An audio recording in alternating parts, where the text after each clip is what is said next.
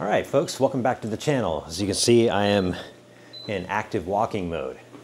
So I'm walking on the treadmill a little bit today just to get my steps up a bit. I'm a little slacking today. Let's see, I've got, let's see how many steps I got today. I got 4,000 steps today, and it's like 11 a.m. So not too bad. But anyway, I'm walking on my little walking pad here. I'll link it in the description, but it's a very small treadmill. Doesn't have any handles or anything. It has a remote control that's on my wrist. Remote control that's on my wrist. And I just use this to kind of get my step count going. And a goal that I have for myself is essentially anytime I have a big meal, I walk 10 minutes after. And I got that from Efferding, who is a longtime bodybuilder, coach, mentor, etc. And he has a program called the Vertical Diet. And it's not really a diet, it's really a healthy living type of document. And I'll link that in the description below. It's a little expensive, but at the same time, it's a living document. So he does update it from time to time. But super interesting guy. He coaches a lot of very famous people and fit people and athletes that you would probably know. So I'll link that in the description as well. But what I wanted to talk about today is essentially, you know, I've posted some content about how to get started with calorie tracking, how to track calories. I went through a whole day of eating of the kind of foods that I eat and things like that. I haven't really talked much about my weightlifting. And, you know, some of y'all might be thinking, well, this guy's still a kid. He's 47 years old. You know, I'm 55 years old, or I'm 60 years old. That was something that occurred to me when I was talking to my sister this morning about, you know, just overall, like what we think the problem is with trying to get in some kind of routine to get healthy. And really, I think it's hard to find, especially online these days, you see a lot of beautiful, very fit people. And it's hard to kind of find somebody you relate to that's kind of on your level, right? And so somebody might be watching me, and I'm a 47-year-old guy. Well, you might be a 55-year-old woman trying to do a lot of the same things. And you know, it's true. I don't really know a lot about women hormones. I don't know, you know, life as a woman and the struggles with that. I try to learn, but I haven't lived it, so I don't really know. So I think what we kind of came to the conclusion was we all kind of have to come back to a foundation, right? Something that all these things have in common when it comes to getting fit or really taking charge of your life and trying to live healthier, especially in an environment that's trying to make us unhealthy, which is basically the environment at least we live in here in the United States. You know, we're surrounded by fast food, ads for fast food, quick convenience, calorie-packed meals with lots of sodium, lots of sugar, lots of simple carbohydrates, not a lot of protein, taking, you know, protein out of diets. There's a lot of noise and there's a lot of stuff that comes at us. But if you break it down, it's really three simple things. And I say it's simple, but it's hard to do, but they're very simple, basic things. And that's eating, sleeping, and exercise. It's those three things, right? So let's look at eating for a minute. So I went through some of the things that I eat. And some people, you know, might say, well, I prefer a keto diet, or I prefer fasting, or I prefer, you know, Atkins. All those things are great. It's all getting to the same point of eating less calories. It's just how you go about doing it. That's what they all have in common. So if that works for you, if you want to do carnivore or keto or lion or intermittent fasting, you know, as long as you're tracking your calories and making sure you're eating less calories than you are expending, you are in a calorie deficit and you will lose weight. It will happen. Now, there are certain things in your body that can keep you from losing weight, like hormone imbalances, thyroid issues, things like that. And that's why you have to get that blood work from your doctor checked out. So there are things that do that. But when it comes to diet and what diet to use, do what works best for you. If it doesn't work for you to track your calories, that's cool. It's just how I did it. It doesn't mean that's how you have to do it, but it's a way of keeping myself accountable every day to eating in that amount of food. Otherwise, I'll lose track and I'll eat way more. And I know that because I spent 10 plus years of being obese, right?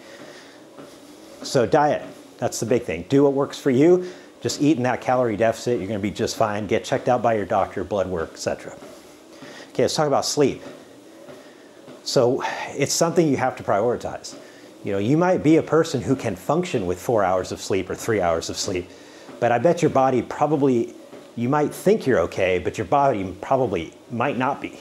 You might be a freak of nature and you totally could sleep 4 hours and be just fine. I don't know.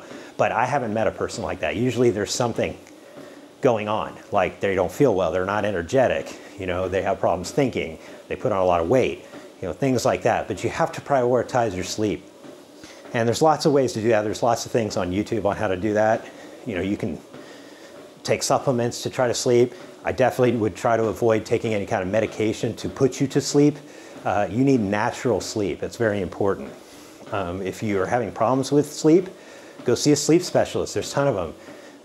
I sleep pretty good. I haven't gotten it all dialed in yet, but I get 6.5 to 7.5 hours every night. I'd like to be getting 7.5 to 8 every night. I'm working towards that. But prioritize your sleep. It's super important. And then finally, exercise. You know, for me, I found a passion in weightlifting. I've always loved lifting weights. I've loved, you know, the clanking of the metal plates on the bar and things like that. That's just something I've always been drawn to. But that might not be for you, right?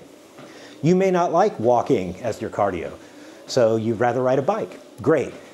It's just, you just have to get started and get moving.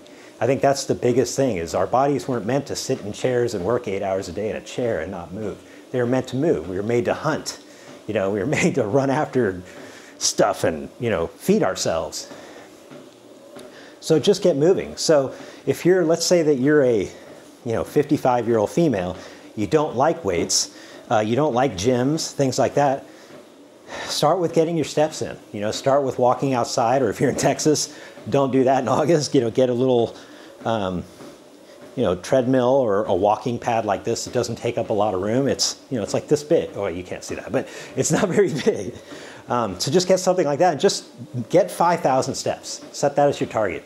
And when you get that, set your target to 7,500. When you get that, get to 9,000 steps, get to 10,000 steps. Next thing you know, you might be at 15,000 steps. You're like, how did I get here? But just get started and be consistent. You know, Stan Efferding says compliance is the science. And he's right. Like, just doing it. And he also says, like, the right diet for you is the one you'll follow. He also says the exercise that's right for you is the one you'll do. I mean, those are all totally true. It's so simple, but it's true. So just get started. You know, if you want to do some strength training, it's very important. I think along with cardio, strength training is really important. We need to keep our bodies going, because the older we get, the more muscle we're going to lose.